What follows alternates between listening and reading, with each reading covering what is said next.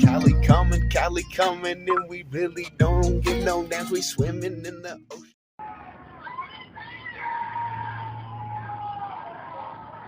Idea of no excuses. We talk about this shit all the time.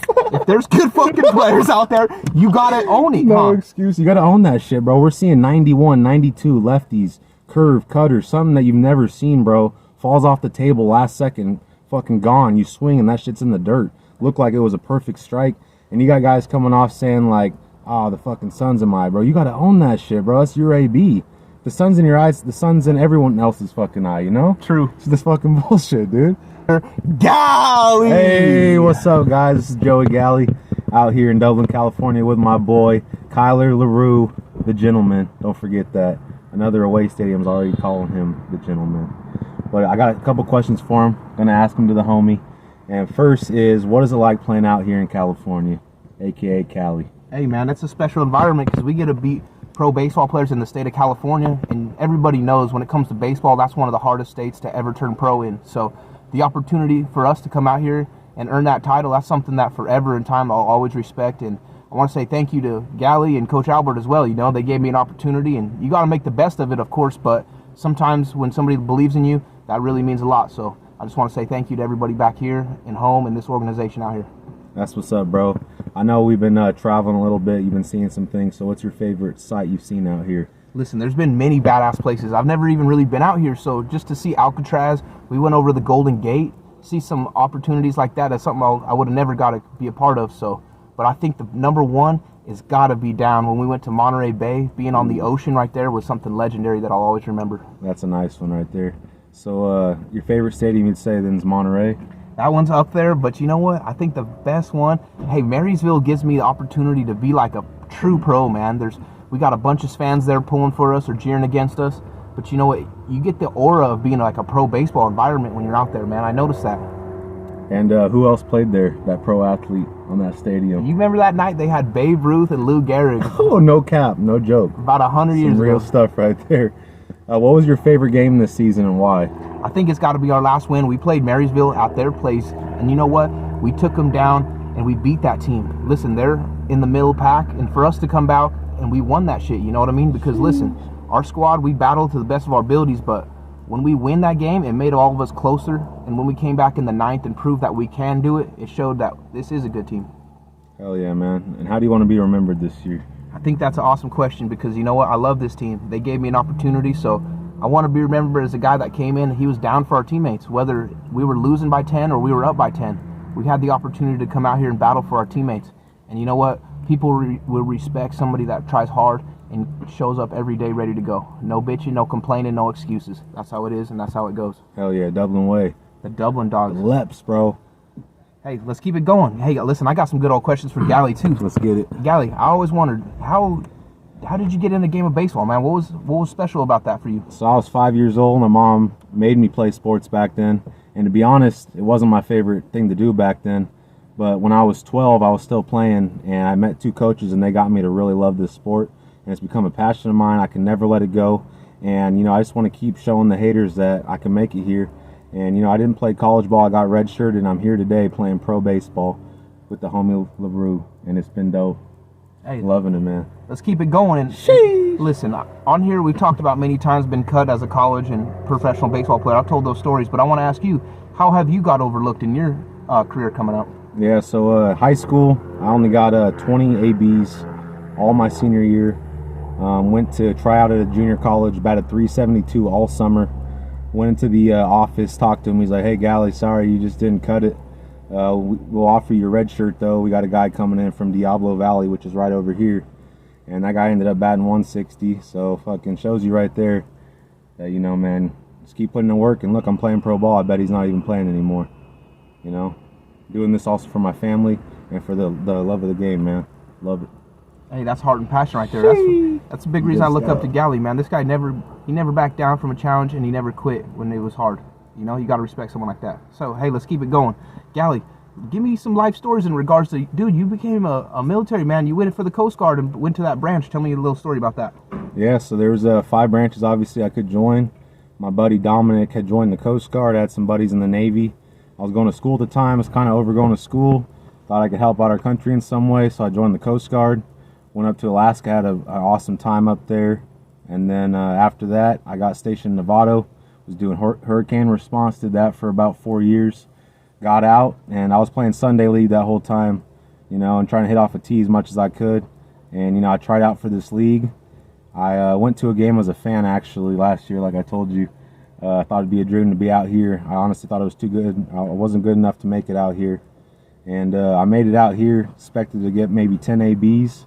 Ended up getting, 52 plate appearances so far. Batting .238. I would like to be higher, but look, I'm playing pro ball. Got 10 hits, and the haters are on the couch, so cheers. Hey, that's well said, because listen, people respect somebody that goes out there and risks it, and you know what I mean? And like we talk about in baseball, I've seen Gali hit a lot of line drives right at people, so you know what? It's a tough game, you know what I mean? Especially in his first year, he's out here battling to the best of his abilities. So hey, let's keep it going. Listen, I want to get more into some life advice. There's a lot of people here that listen on the idea of how to become a better person and how to be a better partner. So, dude, how do you give somebody advice that is having trouble with their partner, or they looking for somebody they would like to marry later in their life? What could you pass down that you've already found that in your life? I think the biggest thing is has to do with love. Love's not just liking someone or having feelings for them at their best, but loving them for who they are in their worst. I've realized that a lot of time you're going to see the real side of someone. It's not always the prettiest side. Myself, that's what I'm talking about. And you know, you just got to find someone that truly wants to be there for you no matter what. And you know, just looking for people who have the same qualities as you, and you know, just kind of judging them off of who they are, and actually really getting to know someone, not just like their the surface or the cover. You know, really putting in work, even when times are hard, man. You just can't give up. Damn, that's deep right there. Listen, he's got experiences in life, so that's why it's important to ask people like that. You gotta go up there and fucking own it, man. Put the ball in play, and if you're not hitting the ball, go work on it, man. Don't need 30 for 30 excuses. Just keep on going. Oh, see? That's why Gali's a legendary player in this game, you know what I mean? Because you got to respect somebody that is willing to take it on the chin. Because you know what? When he does good, he owns it that, hey, he earned that shit, all right? Yeah. You know what I mean? So that's why I love Gali. He really respects his game. And you know what? People like that, I truly respect. So let's keep it going. Gali, I want you to keep going on the idea of, listen, you've been doubted, but how did you not ever give up on yourself? Why I never gave up is because I've seen coaches look at me and I could tell they were disappointed in the player I was. When I go up to bat, I'm always like, I'm going to get a hit, or like I feel like I'm going to get a hit. And I always felt like I was one of the better players on every team I've played on. But for some reason, some coaches would not see that, and they would go with the guy that looked more in shape, had a different look, and would he'd maybe bat low 200s. And on some teams, I batted 300, but I didn't have the look that guy had. But they'll still run with it. I've seen it with you too. You came out here, and you know, people don't want to like give you the credit right off the bat, but what do? Rip 6 doubles in what, a week and a half?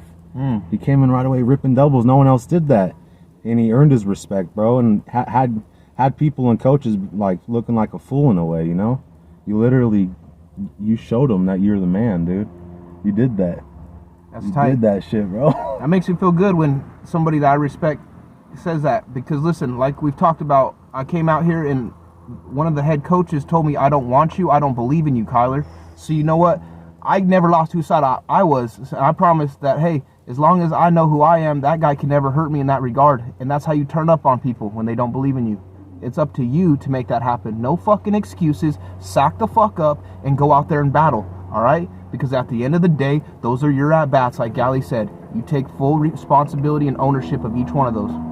There was coaches in your high school that didn't believe in you, but you never lost sight of who you were, though.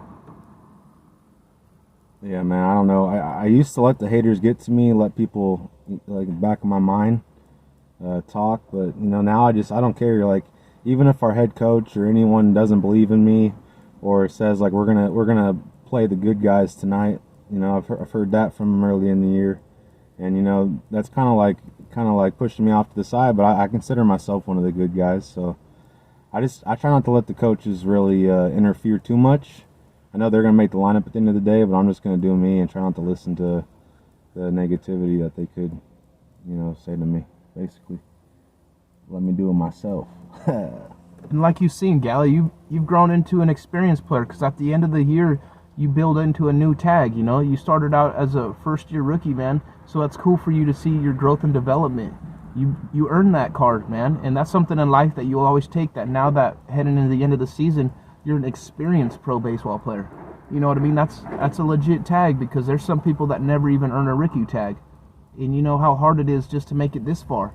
There's been so many players that have already been cut, released, or traded, and we're here. We're battling for our best of our abilities every day. There's been 12 to 15 cuts. Me and LeRoux are still here. Yeah, and I like to hear what I did wrong, not come back and just try to get sugar-coated like, oh, man, you did great. It's like, what did I do wrong? What could I have done better? Like, I want to know from the coach, what could I do better to be a better player, you know? And I hear him talking about what other people can do, so I want to hear it myself too. And I think that really does make me better every AB. Just keep learning from the guys, because we got some good talented players out here.